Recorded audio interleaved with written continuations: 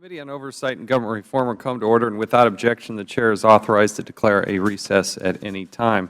We have an important hearing today examining sexual harassment and gender discrimination at the United States Department of Agriculture. Earlier this year, the committee held 2 hearings about sexual harassment throughout the National Park Service. And at these hearings, whistleblowers told the committee their stories of harassment, discrimination, and the retaliation they feared in coming forward.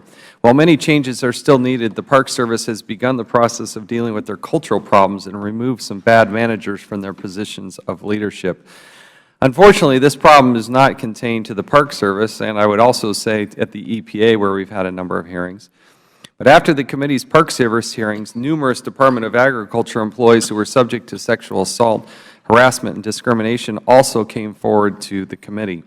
A number of examples and despicable acts were quite horrifying. Some of these women had even been raped by coworkers but refused to testify due to the threat of retaliation and having their careers destroyed. I don't even begin to comprehend or understand how one instance of this behavior is not considered an immediate crisis. That is just beyond me. This isn't the first time the issue has been raised at the Department of Agriculture, and thus this hearing, because this is the deep concern. In 2008, the committee held a hearing regarding sexual harassment and discrimination at the United States Department of Agriculture. Lisa Donnelly, who is with us today, also testified at that hearing. Back then, she pled for us for help for the employees of the Forest Service who were sexually assaulted and then retaliated against. Even worse, when these concerns were raised to the department level, they were dismissed as isolated incidents. After 8 years of in the current situation, we need to review what has changed and what still needs to be fixed. And based on what we've been reading in the leading up to this hearing, it doesn't look good, not in the least.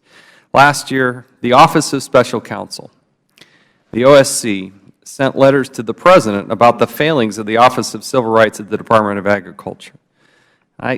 We lean heavily on the Office of Special Counsel.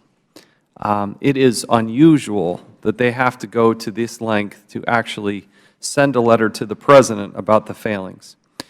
But the Office of Special Counsel found that the office failed to process complaints in a timely manner and that the Office of Civil Rights leadership had an unusual high number of complaints against their own personnel. How can employees trust the Office of Civil Rights when its own leadership is alleged to be discriminating? Even worse, when the ranking member, Mr. Cummings, tried to investigate this problem, the Department failed to produce documents and generally dismissed staff concerns. That's why the ranking member and I sent another letter just last week requesting the documents that the Department refused to provide. It is frowned upon at best. It is unacceptable and very frustrating to have this happen.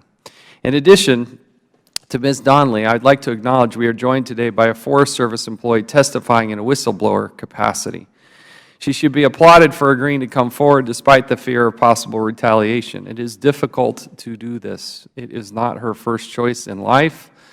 I'm sure this is not something that she ever thought that she would be doing, but we appreciate the brave approach and willingness to represent what is unfortunately a significant number of women.